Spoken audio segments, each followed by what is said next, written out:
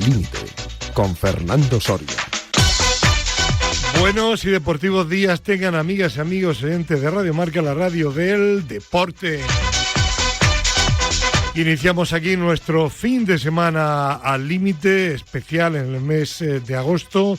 3 temas monográficos esta semana, la próxima y la penúltima del mes de agosto, para hablar de temas como el de la psicología deportiva, ya habitual en el límite en agosto y que este fin de semana será también de plena actualidad. Y lo hacemos con un compañero en la dirección técnica de lujo, no de superlujo, el gran, el veterano, el enorme Adrián Portellano. Bueno, y aquí en el estudio número 3 de Radio Marca en Madrid, otro grande de España y de México, Chema Buceta. Señor Buceta, ¿qué tal? Buenos días. Muy bien, buenos días. Feliz sábado o feliz domingo, depende de cuando oigan el programa los escuchantes. Claro, pero siempre en Radio Marca y también en el límite, y para hablar de algo tan cercano como la psicología deportiva, ¿no? Pues sí, mira, yo creo que llevamos ya varios años haciendo este programa monográfico y siempre tiene un impacto muy grande, porque luego incluso gente que no lo oye en este momento, más tarde, etcétera, y la verdad es que siempre nos comentan cosas muy positivas sobre este espacio. Así que nada, te agradezco de nuevo la oportunidad que le das a la psicología del deporte para que tenga la difusión que merece. Y para acompañar a Chema Buceta, otra persona, una gran psicóloga del deporte con experiencia, tertuliana casual de Al Límite y profesora del Máster de Psicología del Deporte de la Universidad a Distancia. Monse Vallejo, buenos días. Hola, buenos días. ¿Qué tal? ¿Llega nuestra señal? ¿Bien? Bien. Ahora os escucho alto y claro. Pues lo mismo que a Chema, muchísimas gracias por tu presencia en Al Límite. Nada, gracias a vosotros siempre. Bueno, pues tenemos aquí un temario que hemos preparado con Chema Buceta. Hemos hecho algún pequeño añadido.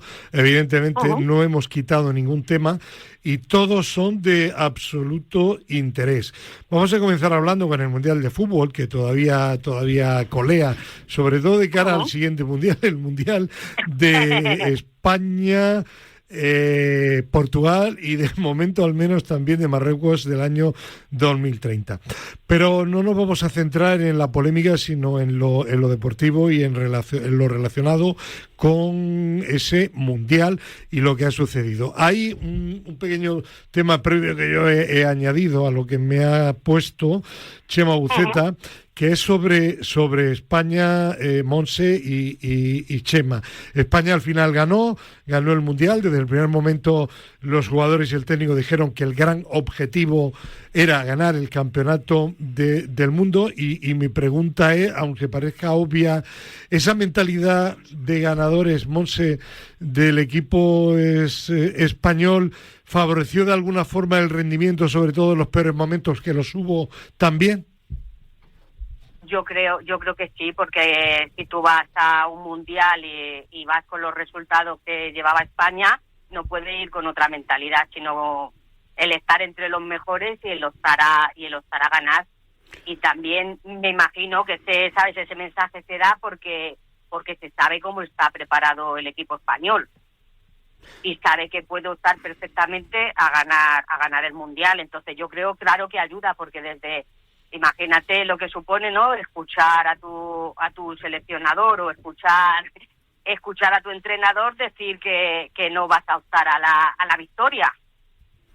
Sobre todo, Monse, porque es un objetivo no solo realista, sino también, también ineludible. Es decir, si tú eres el campeón de Europa, no puedes ir al Mundial pensando que vas a quedar tercero o cuarto o cuartos de final. Es decir, esos son objetivos menores para un equipo que es el campeón de Europa. Entonces, evidentemente, no puedes ir con otro objetivo que no sea ganar el Mundial. Luego veremos lo que sucede, ¿no? Pero, claro, sería distinto pues si fuera una selección que no pasa normalmente de octavos de final, de cuartos, y se plantea, pues hombre, vamos a ver si pasamos de cuartos esta vez. Bien, es decir, cada equipo tiene que entender cuál es su objetivo realista y también su objetivo ineludible, porque sería impensable, como bien has comentado, pues que un jugador escuchara que, bueno, pues vamos a ir a quedar entre los 8 primeros. ¿Cómo?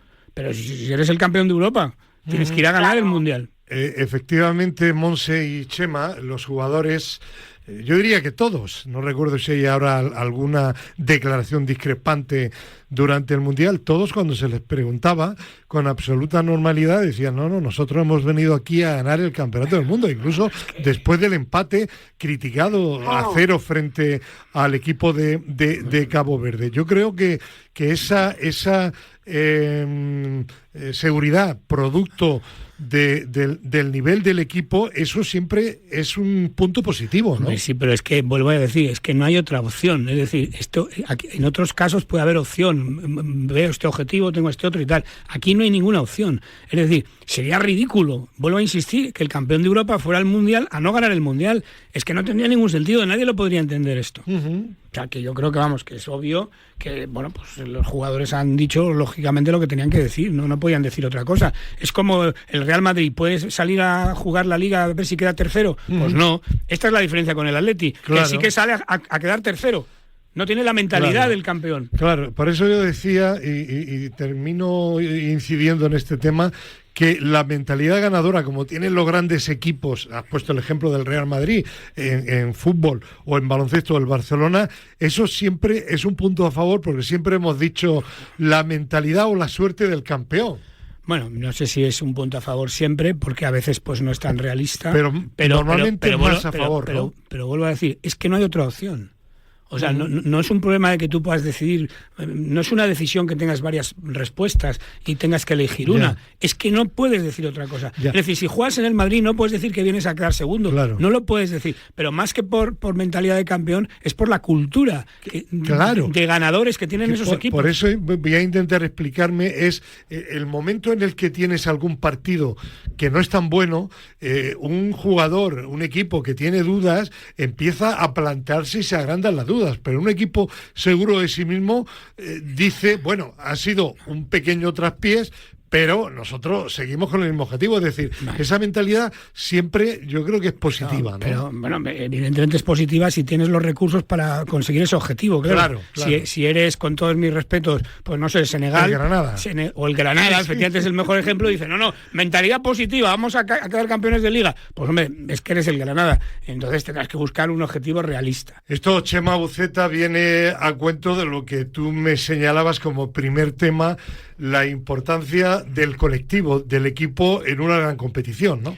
Claro, traía este tema aquí sobre la mesa porque más allá del fútbol, incluso en la empresa, en la universidad, es decir, en cualquier contexto de rendimiento de un equipo, pues esta idea es muy importante. Es decir, y la selección española en ese sentido ha sido un ejemplo por lo que ha mostrado en el campo, por lo que se ha dicho alrededor del equipo, que lo importante era el equipo, no los individuos. Y de hecho ha habido otras selecciones con jugadores con más carisma a nivel individual que sin embargo pues no han conseguido el objetivo, y esto pues creo que es una gran noticia para el fútbol en primer lugar, porque esa tendencia que hemos comentado aquí muchas veces de estar siempre que si el Balón de Oro, que si el Golden no sé qué, que si el MVP, que si no sé, es decir, destacando lo individual sobre lo colectivo, que es algo que es un vicio que ya sabes que no me gusta nada, pero es que aquí precisamente el fútbol ha ganado en ese sentido. Pero no solo el fútbol, es que me he encontrado con personas que te dicen, no, esto lo puedo yo aplicar también en mi equipo de trabajo, mi grupo en la empresa, en mi grupo de investigación, etcétera.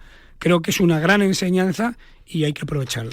Evidentemente, Monse Vallejo, no podemos olvidarnos de que los deportes de equipo, y más en el fútbol, que juegan 11 cada partido inicialmente, pues lo importante es que funcione la dinámica de ese colectivo, que sea, como se suele decir, una herramienta perfecta, ¿no? Sí, así es, y darle importancia a cada uno de los miembros del equipo, y la selección española lo ha hecho, y de ahí su éxito, ¿no? Y de ahí que han salido jugadores desde el banquillo y de suplentes y han podido hacer grandes cosas como meter gol, ¿no? El caso de Mikel Merino, ¿no? Que ya es un modelo que los psicólogos del deporte vamos a poder utilizar siempre, ¿no? Porque él mismo ha dicho, yo estoy en el banquillo, pero estoy concentrado, estoy atento, estoy viendo cómo se desarrolla el juego, los puntos fuertes, débiles de los rivales. Estoy con el nivel de activación adecuado para en el momento, si es que el entrenador lo considera así, en el momento que me haga salir al campo, estoy como si hubiese salido de titular. ¿vale? Y este es un buen modelo que vamos a poder utilizar, porque nosotros siempre los psicólogos insistimos mucho en cualquier deporte, ¿no? En cualquier deporte en el que el jugador se tiene que quedar. A veces estás en el banquillo, pues eso, el estar atento, el ir controlando tu activación, tener una buena concentración para en el momento que el entrenador te necesita y salgas al campo, pues no necesitar una adaptación grande para seguir el juego, sino meterte y poder hacer lo que ya has estado entrenando, pues llevarlo a la práctica. Yo recuerdo además, Chema Buceta, la Eurocopa, donde Rodri, MVP de este campeonato del mundo, se lesiona, no puede jugar la final, sale Zubimendi y el equipo gana la final de la Eurocopa. Es decir, que cuando un equipo funciona como una buena máquina, a una pieza se podrá romper, por muy importante que sea, que la pieza siguiente va a funcionar también porque funciona el bloque, ¿no? Bueno, bien, sí, pero esto no es una cuestión de magia o de una varita o de que el entrenador diga somos un equipo y bla, bla, bla.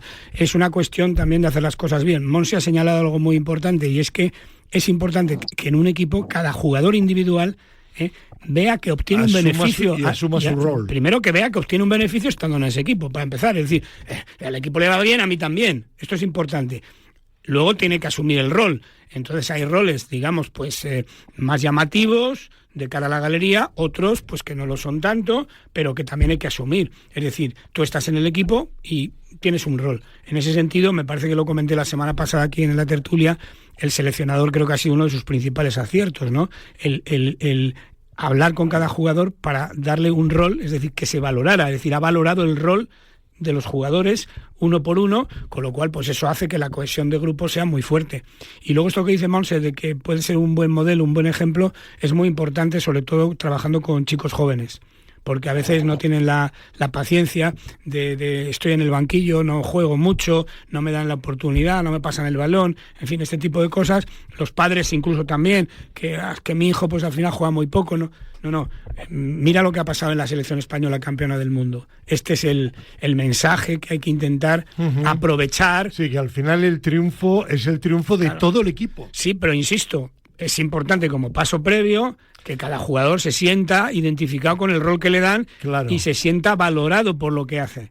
Vale. Este es el paso clave. Vale, y pregunta relacionada con eso, Monse y Chema. ¿Y cómo se consigue, sobre todo desde el punto de vista mental, esa cohesión entre todos los jugadores?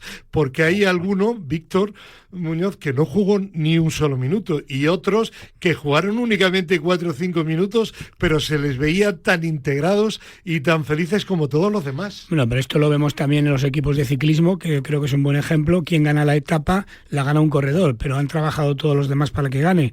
Y entonces, por ejemplo, aquí en este caso, vale, este chico no ha jugado ni un minuto, pero seguramente ha tenido el mismo premio económico que el que ha jugado todos los partidos. Igual. Vale, luego eso ya es importante para empezar. Es decir, vale, si el equipo gana yo me beneficio. ¿De qué manera? Hombre, me gustaría jugar más, sí, pero mi rol es ayudar en los entrenamientos, estar listo, por si acaso me llaman y tal. Pero yo sé que si el equipo gana, yo también tengo un premio. ¿Por qué? Porque soy parte del equipo y mi rol se valora. ¿Cómo se trabaja, Monse, esa mentalización? Bueno, yo creo que como también se ha reflejado a través de las redes sociales, que lo hemos visto, y de la prensa y tal, ¿no? Que no solo es el partido, sino toda la preparación. Hemos visto entrenamientos donde ahí los suplentes o jugadores que no van a jugar son muy importantes, porque estamos preparando un partido de una final o de una semifinal o de unos cuartos, y entonces tú tienes que tener tu rol y ponerlo al servicio. Entonces luego tú te sientes como parte de lo que ha ocurrido luego en el partido. ¿Por qué? Porque te sientes como parte, porque realmente eres parte, porque tu trabajo, cómo has estado tú en esos entrenamientos previos, cómo has ayudado al resto del equipo, se ve reflejado. Entonces, vale, no hemos salido de titular, pero hay un trabajo muy bien hecho, y eso, pues, el entrenador tiene que hablar con cada jugador, darle la importancia que tiene, el plantearle objetivos individuales y de cara también al colectivo. Y en la medida que el jugador ve que cumple esos objetivos que el entrenador le ha asignado, pues también se siente parte de la victoria. No solo los titulares, sino también los suplentes. Sí, pero sobre todo... Porque es así. Bueno, sobre todo en el deporte muy profesional como es el caso, pues está claro que tiene que haber un beneficio económico similar. Está claro que tiene que haber un beneficio individual, es decir, si estoy en la selección, aunque no juegue ningún partido, mi caché sube. Me revaloriza. Y entonces, pues por eso quiero estar, ¿no? Y si estoy, tengo que aceptar cuál es mi rol y colaborar con los compañeros, apoyarlos, animarlos, estar listo cuando me toque jugar, etcétera. Pero el punto de partida es el otro, es decir, si el premio fuera mayor para los que juegan más minutos, pues sería un desastre. La cohesión de equipo no existiría. Realmente, ¿no? Sí, bueno, esto que parece fácil, yo he vivido varios mundiales in situ y muy cerca de la selección española de fútbol, por ejemplo el de México, el de Italia, el de Estados Unidos, el de España, y no es fácil. Yo recuerdo que había jugadores que apenas jugaban, no voy a dar nombres evidentemente, pero que de alguna forma, inconscientemente sin duda, enturbiaban el ambiente y hablaban mal del entrenador a los periodistas. Bueno, es decir, bueno, pero es que hay otro lo decimos como algo, como algo que hay que hacer y que parece obvio, pero que no es fácil de conseguir. Obvio no es. Ni fácil tampoco. Obvio no es. Por eso digo que una cosa es decir, no, lo importante es el equipo, no el individuo, sí, pero luego hacerlo no es fácil. Pero también hay otro factor que no hemos comentado, y es quién puede realmente asumir un determinado rol y quién no. Es decir, que hay jugadores que, como dice el refrán, al frente de la guerra o fuera de ella. Es decir, el acierto de algunos seleccionadores en España ha sido no seleccionar precisamente a jugadores que tenían cierto nombre, pero con los que no contaban para jugar mucho tiempo. Es decir, no todos los jugadores van a aceptar el jugar poco, por ejemplo. Entonces llega un momento que tú tienes que saber a quién seleccionas para cada rol. Esa es una de las tareas más importantes de un seleccionador. Es decir, si no, simplemente cogeríamos el ranking de partidos, venga, los 26 que más estadísticas tienen, ya está. No. Tú tienes que saber quién es tu segundo portero, quién es tu tercer portero, quién es el número 26. ¿Quién crea buen ambiente? ¿Quién es el número 25? Va a quejar luego, no, claro. Claro, todo eso es fundamental. Para un seleccionador es clave eso, clave. Muy bien, pues vamos a seguir adelante con otro punto que está relacionado con el Mundial, pero también con el deporte en general. La fortaleza mental, clave sobre todo en los momentos de adversidad para un equipo o para un deportista. Yo creo que eso es importante, que es quizá más significativa cuando las cosas van mal que cuando las cosas van bien, ¿no, Montse? Hay que haberse preparado previamente, claro, para que esta fortaleza mental pues haga su labor precisamente cuando las cosas no van bien, ¿no? Porque la fortaleza mental pues es el reponerte a la adversidad, el tener capacidad de sufrimiento, el resolver situaciones complicadas. Pero claro, todo esto que suena muy bonito así de la fortaleza mental, pues lleva mucho trabajo detrás, a través de los entrenamientos, a través de la preparación de los jugadores y claro, para que dé sus frutos requiere un trabajo constante y requiere pues el haber fracasado y el reponerte a ese fracaso, el hacer un análisis objetivo de lo que ha sucedido, el trabajar la percepción de control, pero es un trabajo constante y que se debe hacer con los deportistas pues desde que son jovencitos para que vaya dando su fruto, pues eso, cuando ya se llega al alto rendimiento, pues tener un funcionamiento más o menos automatizado que te permite pues el poner en práctica esa fortaleza mental que has ido adquiriendo a lo largo de los años, que la vida de un deportista es muy larga. Bueno, primero la fortaleza mental es clave para que el deportista asuma la disciplina que necesita en su deporte, ¿no? Levantarte todos los días para entrenar, aunque estés cansado, te duelen las piernas, tengas malos resultados, etcétera. Pero luego, sobre todo, es algo que hay que ir desarrollando enfrentando poco a poco al deportista a la adversidad. Es decir, los malos resultados en la carrera de un deportista suelen ser más habituales que los buenos resultados. Incluso a los más grandes les pasa, ¿no? Hace poco tuvimos estas declaraciones de Federer, en fin. Entonces es muy difícil llegar arriba, y mantenerte, sobre todo, si no asumes los momentos de adversidad. Pero claro, eso has tenido que irlo construyendo poco a poco en tu carrera. Por eso yo siempre digo, por ejemplo, en las canteras, no, los jugadores que juegan mejor tienen que jugar siempre en el cadete, en el juvenil, no sé qué. No, a tu mejor jugador tiene que estar en el banquillo algunos días, tiene que jugar 10 minutos, tiene que ser capaz de entender cómo se siente el compañero que juega poco, tiene que entender que no todo es como a ti te gusta. Y ahí es donde uno se va haciendo fuerte. O, por ejemplo, cuando, es que los niños salen muy frustrados porque han perdido el partido y tal. Es que la frustración es parte del proceso. Las emociones negativas que proporciona el deporte cuando se fracasa en el resultado que uno persigue son clave para desarrollar esa fortaleza mental. Y entonces eso es lo que hace que ese jugador luego, cuando llega un momento muy difícil, esté preparado. ¿Cuántos jugadores el paso del filial al primer equipo no son capaces de hacerlo porque nunca han estado en el banquillo en categorías inferiores? Yo he conocido muchos casos de estos jugadores, por ejemplo. Ahora tenemos un caso muy interesante, que es el de Hodar, el tenista, que es increíble lo que está haciendo, pero es que a mí lo que más me está gustando de Hodar es la tranquilidad con la que afronta el partido. Cuando las cosas le van mal durante el partido no hace gestos, ni tira la raqueta, ni nada, se le ve centrado en lo que depende de él, las declaraciones que él hace son muy sensatas. Bueno, pues es un chico que efectivamente ha desarrollado una fortaleza mental seguramente durante su trayectoria y lo demuestra, y creo que es una de las claves por las cuales está consiguiendo resultados tan buenos. Que es un poco lo que le pasaba a Nadal. El mejor ejemplo de fortaleza mental siempre ha sido Nadal, pero claro, no cuando ha ganado 14 Roland Garros, no, cuando ha perdido es cuando se ha levantado, cuando ha ido a 2 sets abajo es cuando ha sido capaz de remontar el partido. Es decir, pero claro, como bien dice Monse, hay que preparar a los deportistas para esto, y es inevitable para prepararlos hablar de las dificultades, afrontar las dificultades, aceptar los reveses, aceptar el error, aceptar que no todo es como a ti te gustaría. Todo eso es súper importante.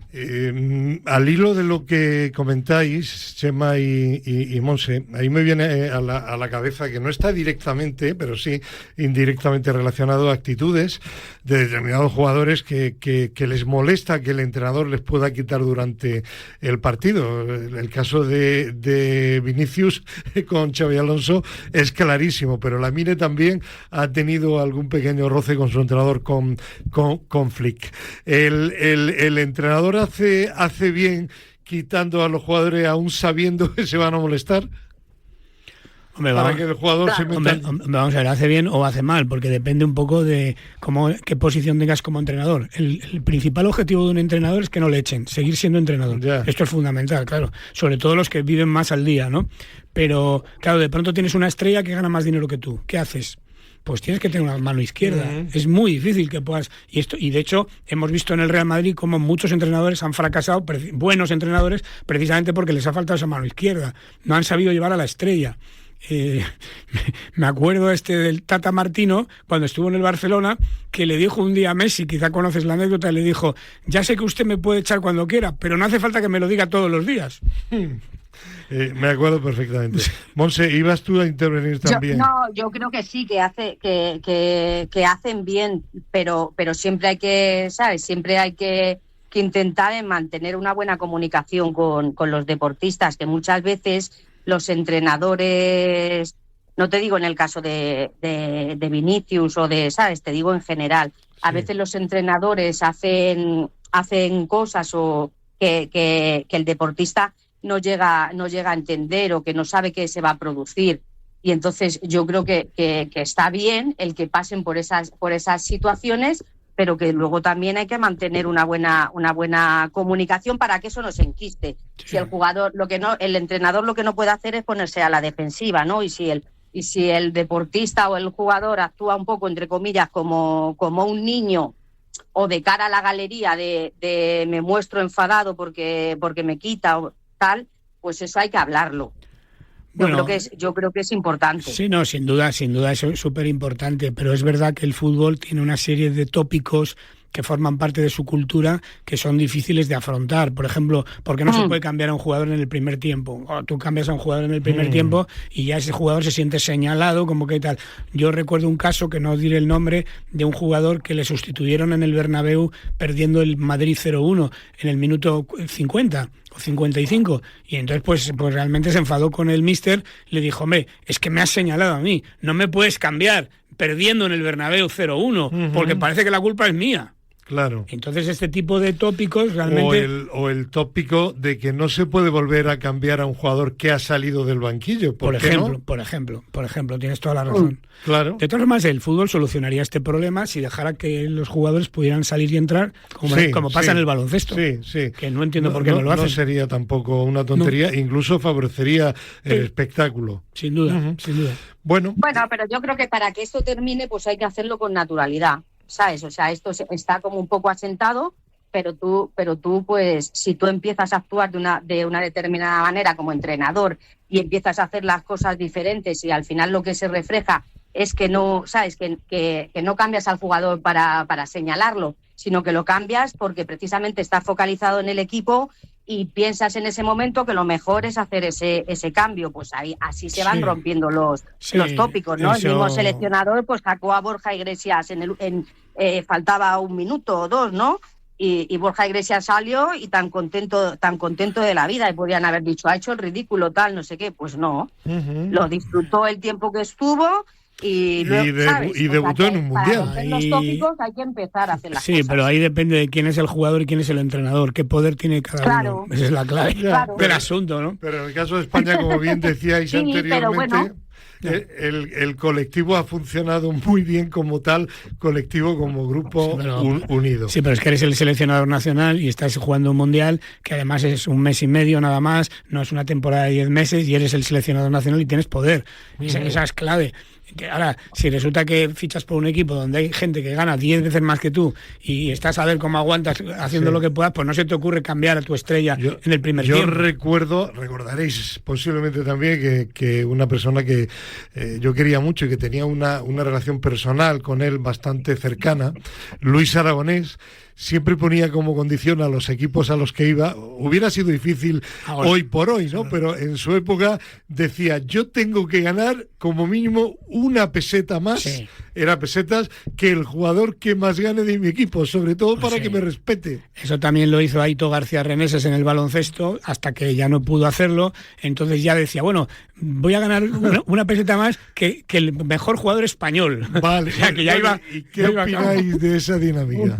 Bueno, pues yo creo que, vuelvo a decirte, yo creo que el entrenador tiene que saber qué poder tiene en la organización y hasta qué punto puede tirar o no de sus ideas. Chema, seguramente Luis de la Fuente era, si cogemos a los 25 jugadores y sumamos a Luis de la Fuente en el Mundial, Luis de la Fuente estaba entre los 10 que menos dinero ganaba. Su contrato era aproximadamente de 2,5 millones de euros brutos. Seguramente, pero tenía no es todo el dinero, tenía un poder muy grande. Claro. Que es el que... Porque claro, si tú pones a un jugador, claro, los que han jugado menos, pues bueno, estaban contentos. Pero si tú juegas más, pues tienes más caché. Quiero decir que... ¿Y quién decide eso? El seleccionador. El problema no es el dinero, sino el poder que la entidad le dé al entrenador, ¿no? Claro. Lo que no le dio a Xabi Alonso, por ejemplo. Claro, así es. Claro. Vale, pues venga, claro, seguimos y adelante. También tiene que ver coste-beneficio. Si vas a tener un coste muy grande, pues dice: pues mira, le dejo. Ya está. Claro, efectivamente, ese es el punto. Vamos a hablar de algo que también hemos mencionado anteriormente: objetivos. Siempre en función de las posibilidades reales. Entiendo que queréis decir que lo que no se puede es tener unos objetivos realmente ficticios, porque eso puede ser absolutamente contraproducente, ¿no? ¿Pero eso está en el guión o te lo has inventado? No, estaba en el guión, Sí, pero yo no he puesto nada de eso. Sí. Los objetivos que tiene que tener un deportista o un equipo, ¿no? Y pones tú siempre en función de las posibilidades reales. Pero eso no lo he puesto yo, ¿eh? Bueno, ahí se ha colado. Pero vamos ya. Voy a coger el WhatsApp. Pero vamos, que no tengo ningún problema. Bueno, y lo has comentado anteriormente. Y Monse tampoco tiene ningún problema en hablar de esto, que sabe mucho. Bueno, pues ya está. Yo creo que ya lo hemos dicho antes, ¿no? Al hablar de de España, del Mundial, ¿no? A por el Mundial, porque era un objetivo realista.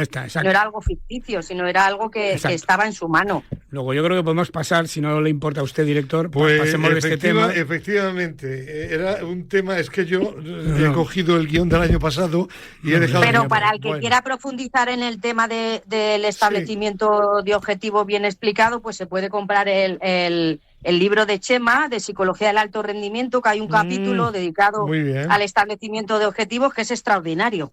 Pues muchas gracias, Monse, muy amable. Hombre, es que es la verdad. Si alguien se ha quedado con ganas de el establecimiento de objetivos tal, pues ahí en tu libro hay un capítulo. Yo no sé si es el 8 lo por ahí, explico con absoluta humildad. He cogido el guión del año pasado y lo he renovado en función de los temas que me había pasado Chema. Y este tema era sin duda del año anterior. Se te ha colado. Pero bueno, pero no eclipses la información que ha dado Monse. Pero es prioritario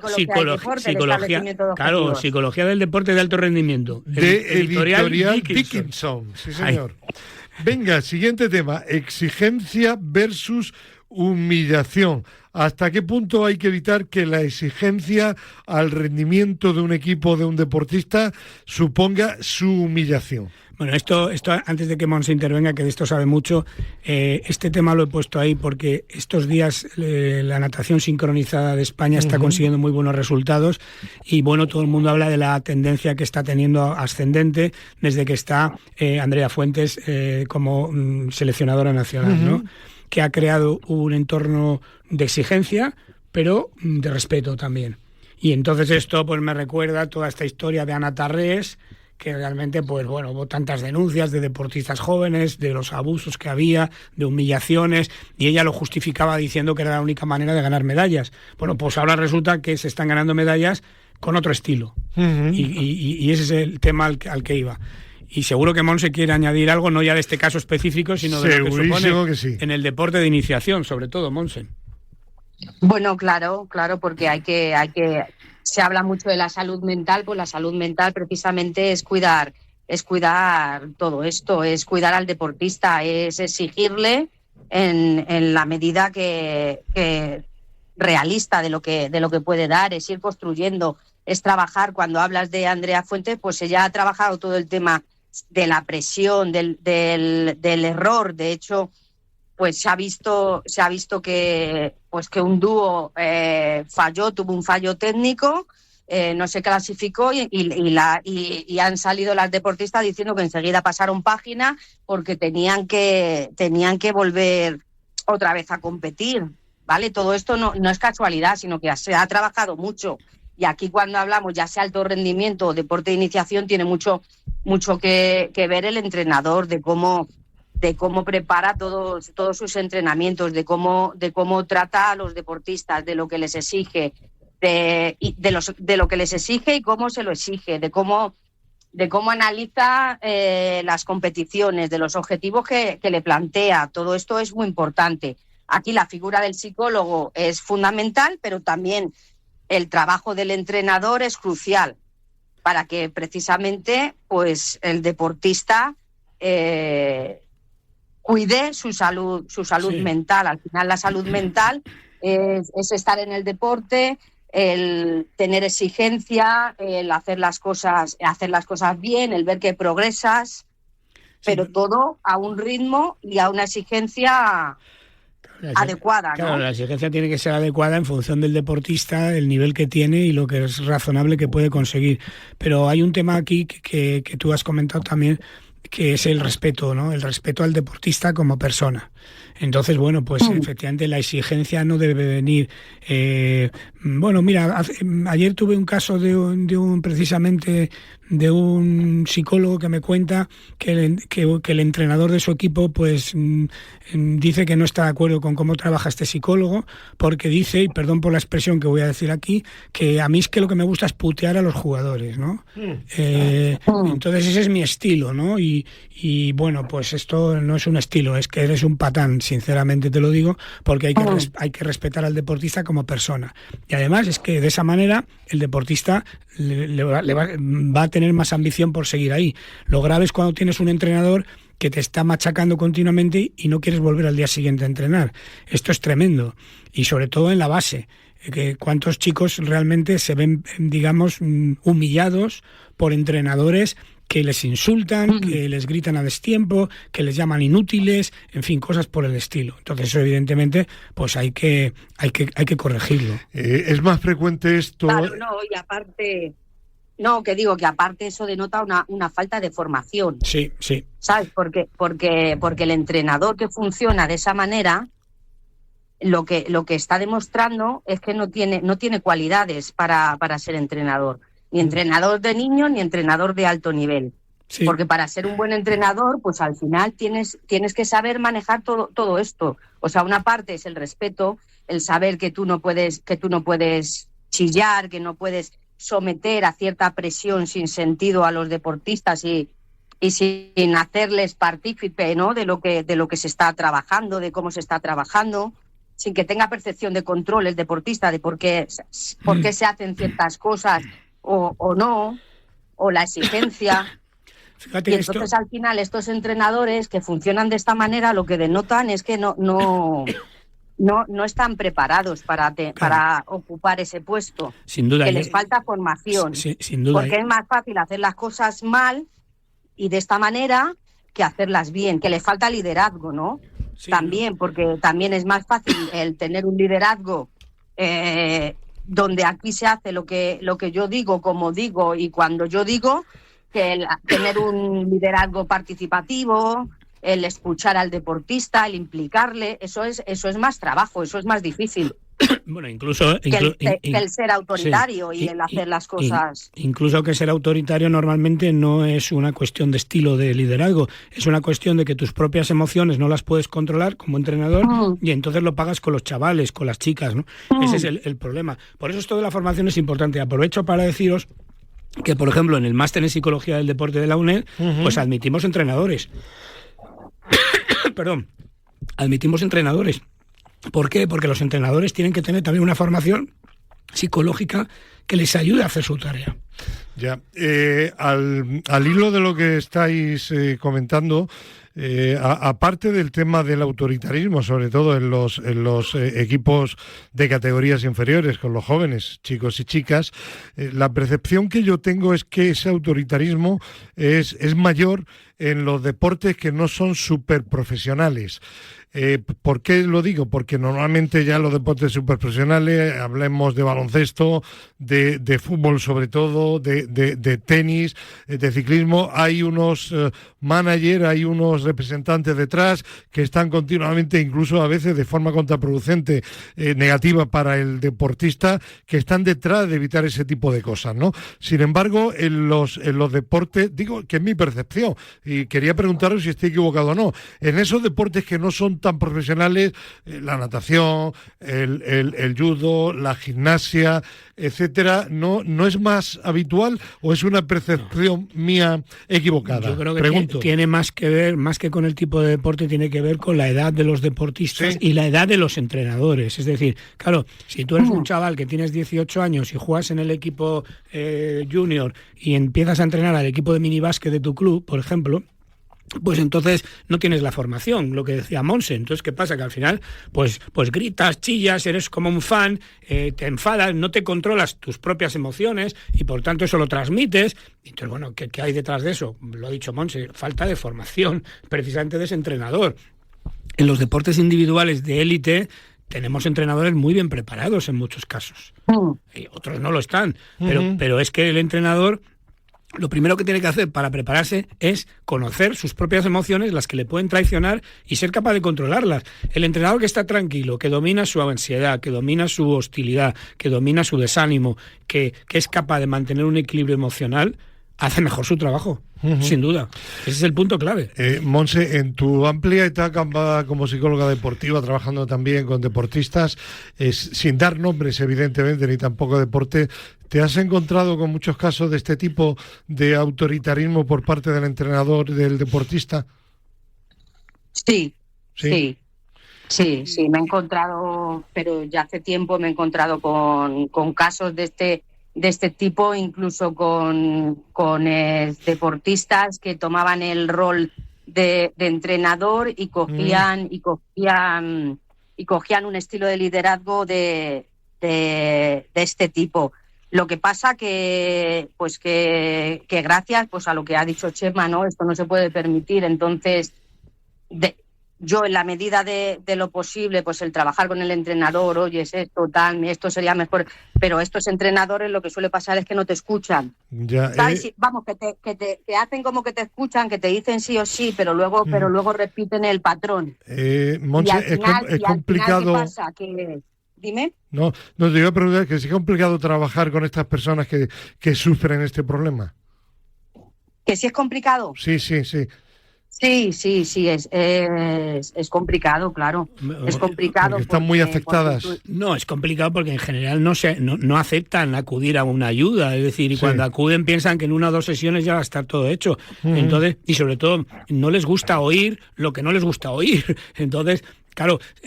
Bueno, pero yo aquí no me estoy refiriendo a entrenadores. No, yo me refería a deportistas. No, pero ¿de qué hablas? ¿De deportistas? Yo me refería a deportistas, pero también está el caso de entrenador. Dentro de una federación o tal, estaban ahí. Entonces tú, dentro de esa federación, pues trabajas con todos los entrenadores, hablas con ellos, tal, no sé qué, intentas hacer tu trabajo, pues eso, explicarles lo que estás haciendo con los deportistas, ¿no? Y el decirle, pues oye, pues no es bueno que en esta situación al deportista le chilles o le recrimines un fallo que ha tenido, porque luego tiene que seguir, o sea, porque esto no termina y tiene que seguir compitiendo, y él ya de por sí está activado y está mal emocionalmente por ese fallo que ha tenido, y si tú haces esto, pues le haces que esté peor. Y no va a poder rendir bien, incluso se va a poder hacer daño, ¿no? Vamos a ver, perdona, Montse, sigue. No, ya está, pues eso. Vamos a ver, el asesoramiento al entrenador por parte del psicólogo es una faceta muy importante. Ahora, el psicólogo tiene que entender hasta qué punto puede, hasta qué punto tiene la oportunidad de impactar con el entrenador o no, depende del momento. Es decir, la gran habilidad del psicólogo que asesora a un entrenador es entender el momento en el que puede decir y el momento en el que no debe decir nada. Y sobre todo tiene que intentar buscar cuáles son las fortalezas de ese entrenador, porque es muy difícil que un entrenador cambie toda su manera de actuar de golpe, es ridículo. Es más, normalmente se pondrá a la defensiva y no querrá ni siquiera ver al psicólogo que le ayuda. Entonces, encontrar esa sintonía, esa relación de confianza, muy importante, ese saber, ese entender que además el entrenador finalmente es el que toma las decisiones finales, esa habilidad es muy importante. Y cuando los entrenadores llegan a una buena relación con su psicólogo porque no se sienten amenazados por él, pues entonces es cuando realmente pueden avanzar y cambiar este tipo de cosas. Sí, pero yo me refería también, Montse, a deportistas que hayan sido, valga la expresión, entre comillas, humillados o humilladas por parte de algún entrenador. Si son personas que están muy afectadas mentalmente y que es muy complicado recuperarlas. Hombre, ahí... Sigue. No, yo no me he encontrado con ningún deportista en ese sentido. Sí que me he encontrado con deportistas que no le gusta el estilo ¿sabes? El estilo que utiliza su entrenador. Yeah. Y yo lo que he intentado es que ellos se centren en lo que depende dependen de ellos, y que pues eso, los mensajes que reciben, pues que sepan matizarlos y que ellos sigan focalizados en lo que pueden hacer. A lo mejor ayudarles a que tomen decisiones. Oye, esto puede cambiar o no puede cambiar, porque a lo mejor pues oye, pues el año que viene tienes que tomar decisiones de continúo o no continúo, el hacer una toma de decisiones objetiva. Pero en definitiva sí que hay, y luego también el utilizar la flexibilidad, ¿no? Porque te encuentras con muchos deportistas que precisamente lo que es que no me gusta porque me sienta en el banquillo, ¿vale? Pero, ¿sabes? Pues se trabaja también eso, no siempre se le da la razón al al deportista de mi entrenador hace esto y yo estoy muy mal, sino vamos a ver en qué situaciones le intentamos que reflexionen y que sean también objetivos, porque también el deportista cuando te viene está muy implicado emocionalmente con eso que está pasando. Claro, ahí entonces de primeras no es sí tienes razón, es que los entrenadores son muy malos o tal, sino que se intenta un poco recabar información, ver incluso, ¿sabes? De hecho, pues vas a las competiciones, entrenamientos, ves y en definitiva vas teniendo información. Sí, me decía que hay que tener en cuenta y se le ayuda al deportista, claro. Que hay que tener en cuenta de qué estamos hablando, es decir, hay deportistas que han sufrido abuso sexual, por ejemplo. Evidentemente, ese deportista cuando acude al psicólogo tiene un tema serio que seguramente le ha dejado secuelas. ¿Te has encontrado con algún caso, aunque no sea de abuso sexual, sino de abuso de autoridad? No, yo me he encontrado con algunos casos realmente serios, hasta el punto de que el deportista ha dejado de hacer deporte.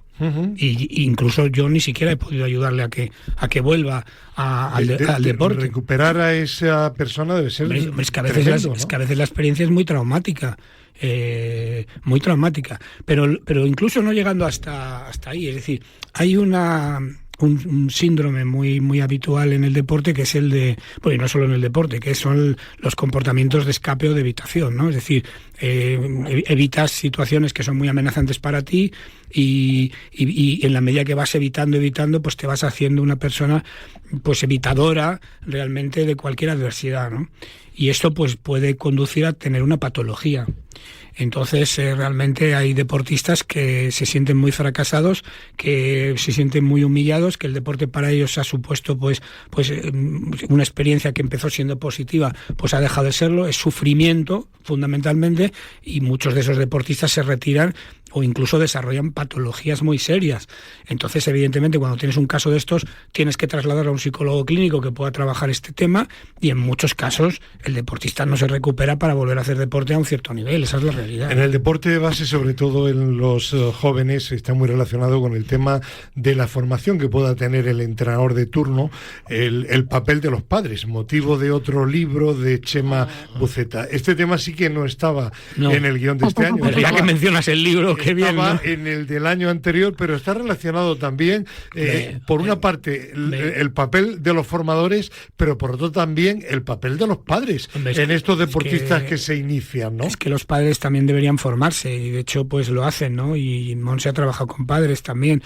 Es decir, si tú tienes a tu hijo haciendo deporte, tienes que tomar muchas decisiones. ¿Qué pasa cuando viene llorando a casa porque le ha ido mal el entrenamiento?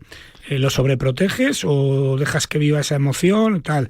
¿Qué pasa si resulta que juega poco y se quiere ir del equipo a la primera de cambio, ¿no? Oye, tienes que aguantar. ¿Qué compromiso adquieres haciendo deporte? Esto para un padre a veces es duro, porque claro, es tu hijo con el que estás hablando, no es un deportista más, ¿no?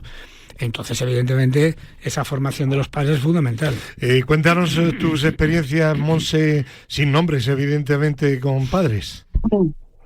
Pues con los padres es muy importante el trabajar. Yo siempre que me ha venido un deportista, sobre todo si es joven, que son normalmente los padres los que te lo traen, o si he trabajado en un club de deportistas jóvenes donde estaban los padres, siempre he trabajado con los padres, pues precisamente pues para esto que dice Chema, para formarles, para informarles, porque ellos no actúan de una determinada manera pensando que van a dañar a su hijo, pero tú tienes que explicarles que si ellos se comportan o actúan de una determinada manera, pues eso repercute de forma negativa en el hijo. Por ejemplo, el tema de la sobreprotección.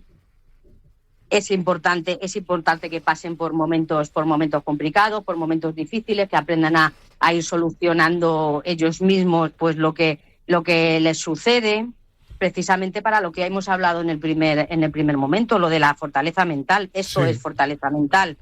Pero ¿qué pasa? Que los padres se ponen muy nerviosos y con mucha ansiedad. Yo he trabajado con padres que tenían una ansiedad enorme, o incluso de padres que no iban a competir a sus hijos por esta ansiedad que les provocaba. Hombre, entonces yo creo que siempre que trabajas con los deportistas y tienes opción o tienes acceso a los padres es muy interesante, porque porque el trabajo que realizas con el deportista, con los entrenadores en el club, si incluyes a los padres, pues ya es mucho más completo, y hablamos aquí de, de equipo. Somos realmente un equipo. Eso es fundamental, pero fíjate que es muy difícil hoy en día que un deportista triunfe si sus padres no ponen de su parte. O sea, yo diría que es muy difícil. Que quita el fútbol, que ya efectivamente tú lo has mencionado antes, agentes que ya están incluso viendo partidos de alevines de 12 años, de 11 y tal, y enseguida se acercan al padre para tal, pero bueno, solo tienes que ver qué pasa en el tenis.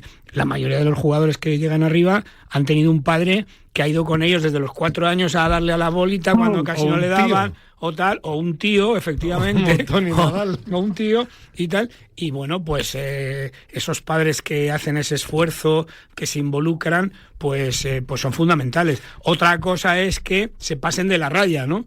Pero efectivamente eso es muy importante. Una preguntilla, pero por favor, respuesta rápido, porque nos queda todavía un tema, pero nos queda del guión original de Chema Uceta.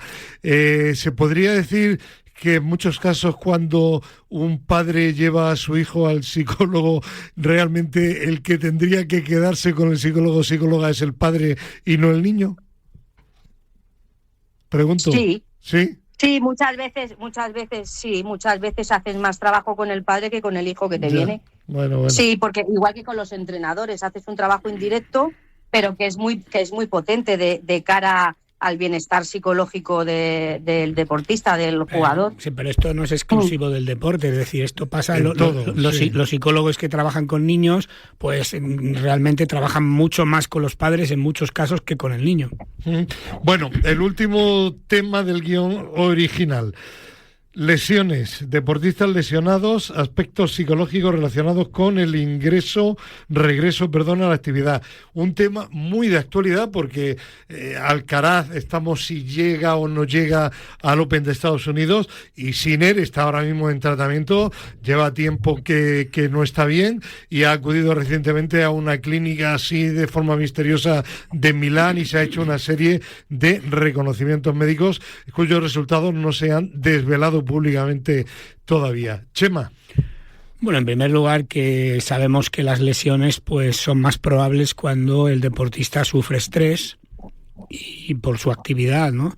Pero luego, claro, llega un momento que te has lesionado, más o menos, dependiendo de la lesión, de más o menos gravedad y tal, y llega un momento en que tienes que tomar la decisión, tú y tu entorno, respecto a tu reaparición, es decir, cuándo te incorporas a los entrenamientos y cuándo empiezas a competir y a qué nivel empiezas a competir.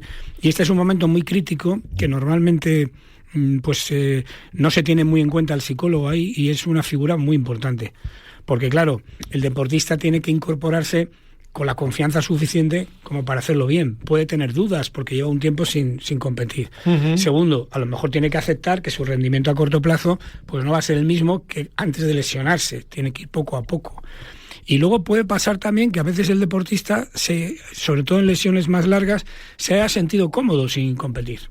Y entonces, pues bueno, pues realmente a lo mejor tampoco tiene tanto interés en volver, ¿no? Sí. Entonces, bueno, son elementos muy importantes que hay que tener en cuenta.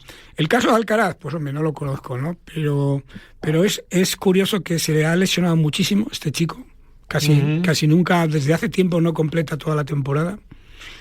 Y no sabemos ahora, no sé, parecía que era una muñeca, ahora parece que no sé qué ha pasado. Sí, era la muñeca. Pero es que lleva 4 meses lesionado. Y el caso de Sinner, que está de actualidad, pues es también una reflexión, pregunto, habría que reflexionar sobre lo que hemos hablado continuamente aquí en nuestra tertulia al límite, de que hay unos calendarios tan sobrecargados. Bueno, pero eso es otro problema. O sea, pero quiero decir que si el calendario está muy cargado. Sí, vale, pero que aquí no estamos hablando de por qué se lesionan. Estamos hablando aquí de cómo reaparecen. Vale. Y a mí lo que veo en algunos casos, no digo este porque no lo conozco, pero podría ser, es que el deportista quiere reaparecer al nivel que cree que debe tener. Ya. Entonces no reaparece, por ejemplo, insisto que no es juzgar el caso de acá porque no lo conozco, pero podría ser. Sí. Es decir, no quiere reaparecer en un máster en un torneo del 250 o en un 500. Quiere reaparecer en el 1000 o en el US Open o tal. Directamente y rendir. Porque lo que no quiere es ir al primer partido de un 250 y que pierde contra el 85, ¿no? Sí, por ejemplo. Sí. Esto puede estar ahí. puede estar ahí, puede estar incluso en otros deportes, podemos encontrarlo también, ¿no? La gimnasta que está acostumbrada a los 10, a quedar en el podio, etcétera, y ahora tiene que reaparecer, pero no tiene claro que pueda conseguir eso, no tiene la confianza, quizá le duele todavía pues la lesión o lo que sea, y no lo puede hacer. Entonces, ahí es donde realmente el psicólogo tiene un papel muy importante. Monse, venga, queda todavía un poquito de tiempo. Bueno, pues yo creo que Chema ya lo ha dicho todo, pero que aquí es muy importante el controlar las expectativas, ¿no? No puedes reincorporarte otra vez con expectativas de que vas a estar al nivel del que te fuiste, porque eso referente a los objetivos que hablábamos no es realista, ¿vale? Vienes de una lesión, ya estás bien, pero hay que ir también poco a poco y elegir bien la competición en la que vas a reaparecer, el trabajar mucho con el deportista, pues todo el tema de la autoconfianza, de focalizar la atención en objetivos de realización, de lo que depende de él, trabajar también el miedo a volverse a lesionar, hacer también pues un poco de práctica en imaginación, el trabajar todas esas cosas, pero en definitiva el hacer muy buena preparación psicológica del momento en el que vuelves a competir, a hacer sí. Y haberla hecho también previamente en los entrenamientos, ¿vale? El haberle puesto un poco en situación de competición, de esa competición a la que vas a participar, el haberlo hecho previamente en los entrenamientos para que el deportista tenga la suficiente confianza como para enfrentarse de forma adecuada. Habéis hablado, Monse y Chema, anteriormente de ansiedad. La mente que está relacionada con la ansiedad puede ser también origen de lesiones en el deporte, de lesiones físicas. Vamos a ver, el estrés, que puede ser ansiedad o puede ser hostilidad, puede ser, en fin, básicamente estas dos manifestaciones, debilita el sistema inmunitario y eso pues hace más probable que te lesiones, te hace más vulnerable.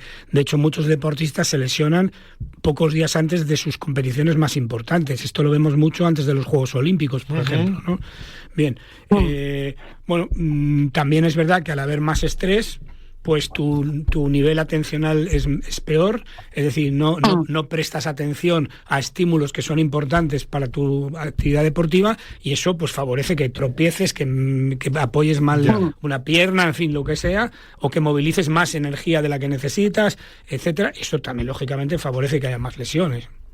Y el otro tema es no solo el estrés, es la motivación. A veces el exceso de motivación también hace que tengas sobreentrenamiento, y el sobreentrenamiento, que además es una manera también para muchos deportistas de controlar su estrés, es decir, por exceso de motivación o por controlar el estrés, entreno más de lo que debo en el momento que no debo hacerlo, y eso pues favorece que seas más vulnerable. Monse, nos queda un minuto. Adelante. Pues nada, totalmente de acuerdo con Chema. Por eso es importante que el psicólogo, que sabe que esto puede suceder, pues que prepare bien con el deportista, que tengan unas rutinas de control de la activación, de control de la atención, de preparar dificultades que puedan surgir y estrategias para potenciar, en definitiva, el potenciar mucho la autoconfianza y lo que depende, siendo realistas, y lo que depende del deportista, del jugador, pues para que cuando reaparezca, pues reaparezca y pueda rendir al máximo de sus posibilidades reales a día de la competición, a cómo está en ese momento, no a cómo se fue, sino a cómo está en ese momento que reaparece. Por contra, Chema, muy breve, ¿una actitud positiva, optimista, puede también favorecer esa recuperación? Bueno, siempre que sea realista, y la verdad es que el realismo es más importante que el optimismo, sin duda. El optimismo tiene que venir a partir de tener los pies en el suelo. Porque de alguna forma estás más pendiente de pero precisamente eso puede acelerar tu rehabilitación mal, porque claro, estás tan optimista, no, yo sí que puedo, quiero, claro, estás deseando volver y al final te precipitas. Claro. Bueno, que no hay tiempo para más, pero lo que hemos hablado es mucho, no muchísimo. Sí, no, muchas gracias. No, quería deciros que anunciar a nuestros oyentes que mi primo Rafaelito ya está empezando la pretemporada con el Tres Cantos del Walking Fútbol. Hombre, terminar en la Champions de este deporte. Bueno, Monse Vallejo, muchísimas gracias. Que tengas un buen verano, un abrazo. Igualmente. Un abrazo, Monse. Chema Buceta, la tertulia vuelve, la normal, vuelve en el último fin de semana de agosto. Te esperamos. Pues ahí estaré encantado, como siempre. Gracias. Amigas y amigos oyentes, sigan en la sintonía de Radio Marca. Nosotros volvemos el fin de semana que viene, como siempre digo, al límite. Adiós.